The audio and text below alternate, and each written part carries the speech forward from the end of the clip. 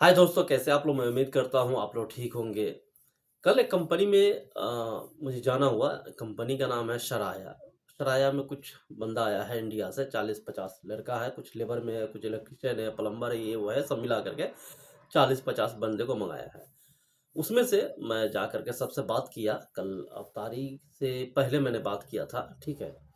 तो क्या निकल के आया मैं आपको बताऊंगा। इस वीडियो में बने रहिए कि क्या हालात है सऊदी अरब के और कैसे आते हैं लोग, क्या कॉन्ट्रैक्ट, क्या उस पे साइन होता है नहीं होता है, सारा चीज़ आपको मैं बताऊंगा। दूसरी बात है दोस्तों कि ह्यूमन रिसोर्स ने छुट्टी को लेकर के एक अपडेट दी है।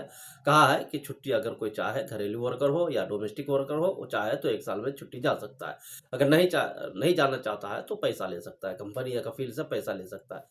ये लेकिन कहने वाली बात है। हालांकि कानून है, 109 है, 110 है, सारा आर्टिकल है, लेकिन ऐसा कोई करता नहीं है। कोई 1 साल में छुट्टी नहीं देता है और ना उसका पैसा देता है। बहुत ही कम लोग, कुछ ही लोग ऐसे हैं जो दे देता है, ठीक है। आइए पहले खबर ही बता दूँ आपको कि क्या खबर है, उसके बाद में मैं शराया कंपनी के बारे में मैं आपको पूरा डिटेल से बताऊँगा कि क्या हुआ है, कैसे हुआ है, ठीक है। उससे पहले आपसे रिक्वेस्ट है, चैनल को सब्सक्राइब ज़रूर कीजिए भाई, और शेयर ज़रूर कर दीजिए दूसरों के साथ, दोस्तों के साथ, ताकि उनको भी ये सब पता चले और वो भी आने से पहले, या जो आए हुए हैं जिनको जानकारी नहीं, बहुत सारे लोगों को, उनको भी जानकारी मिल जाए, ठीक है। अब सऊदी अरब में सालाना छुट्टी 2025 में कहा गया कि नया कानून, उसमें तब्दीली की गई है। कानून पहले से तब्दीली कर दी गई। उसमें सऊदी अरब में काम करने वाले प्रवासी जो बाहर के वर्कर, हर साल 21 दिन या 30 दिन की छुट्टी सैलरी के साथ दी जाती है। लेकिन कई बार ऐसी शिकायतें आई है कि कुछ कंपनियां और कफील, इस जो स्पॉन्सर है, अपने वर्कर को छुट्टी नहीं देते हैं। ऐसे मामले में वर्कर अपने देश नहीं जा पाते और उनकी छुट्टी का पैसा भी नहीं दिया जाता है। सऊदी लेबर कानून के आर्टिकल 109 के अनुसार अगर किसी प्रवासी वर्कर को सऊदी अरब में काम करते हुए 5 साल या उससे कम का समय हुआ है, तो उसे हर हर साल 21 दिन की छुट्टी सैलरी के साथ दी जानी चाहिए। अगर 5 साल हुआ है तो, जिनका 5 साल नहीं हुआ है उनके लिए नहीं है।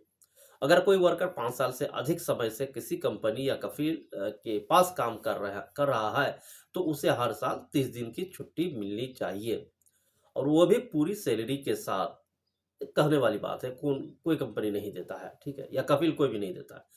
कफील को ये अधिकार है कि वो किसी वर्कर को किसी विशेष कारण से छुट्टी पर जाने से रोक सकता है। हालांकि ये रोक अधिकतम 90 दिनों तक ही हो सकती है।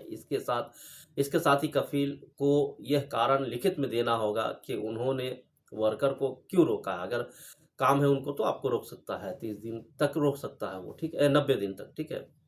अगर कोई वर्कर अपनी सालाना छुट्टी का उपयोग नहीं करता है तो वो छुट्टी समाप्त हो सकती है। लेकिन सऊदी लेबर कानून के अनुसार वर्कर की छुट्टी और उसका पैसा बचाने का तरीका भी दिया गया है। अब मान लीजिए अगर नहीं जाना चाहते हैं तो पैसा देगा, लेकिन देता नहीं है कोई। आर्टिकल है लेकिन देता नहीं है कोई कफील।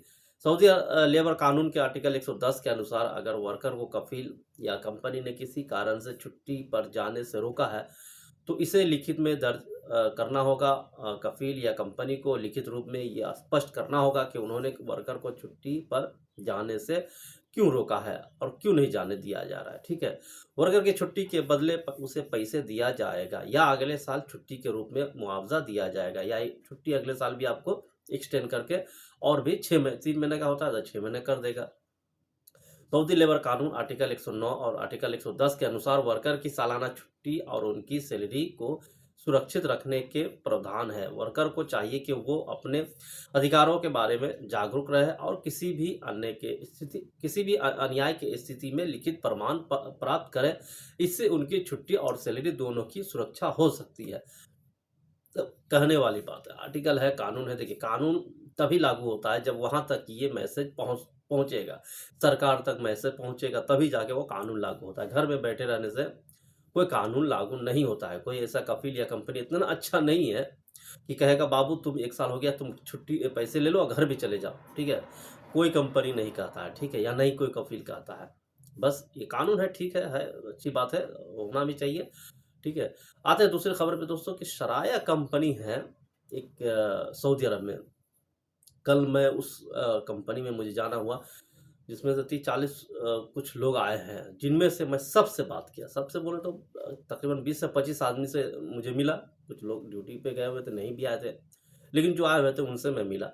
उनमें से मुझे आधा से ज़्यादा आदमी है। यानी एक भी ऐसा आदमी नहीं था जिसने मुझे ये कहा कि कॉन्ट्रैक्ट साइन करने से पहले मैंने पढ़ा हो, ठीक है? किसी ने नहीं पढ़ा। सबका एक कंप्लेन है कि मुझे एजेंट जो दलाल था, वो मुझे कहा कि 8 घंटा ड्यूटी है और ओवरटाइम है। यहाँ आए हैं तो 10 घंटा ड्यूटी ले रहा है और ओवरटाइम नहीं है, बता रहा है कि नहीं ओवरटाइम।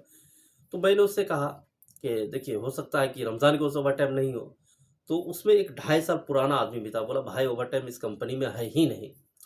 अब सबसे बड़ी बात ये है दोस्तों यहाँ पे कि ओवरटाइम वो रहे न रहे उससे हमें मतलब नहीं है। मेरा कहना ये है कि जब आप आते हैं उसमें से एक भी ऐसा बंदा नहीं, 40-50 आदमी है जो आया है इंडिया से, एक भी बंदा ऐसा नहीं मुझे मिला जिसने ये कहा है कि मैं कॉन्ट्रैक्ट साइन करने से पहले मैं पढ़ा हूँ। सबने यही कहा कि हाँ मेरा एजेंट ने कहा है, मेरा जो दलाल है उसने कहा है 8 घंटे ड्यूटी होगी। देखिए कहना में और पढ़ के साइन करने में अलग है, ठीक है?